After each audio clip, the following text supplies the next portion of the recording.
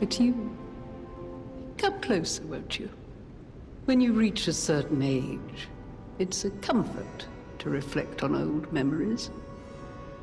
That's a portrait of me when I was young. I was so feisty, so fearless back then. I loved the world, and the world loved me back. The passion of those days is long gone, but I still dream of those memories. I'm curious what your young eyes see. Is there any resemblance between me and that portrait? Do I still have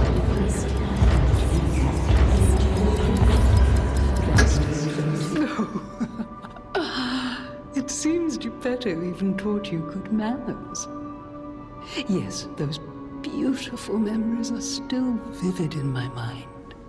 Time and the memories that fill it are all we have. I hope you're making some good memories of your own. They may be a comfort to you someday.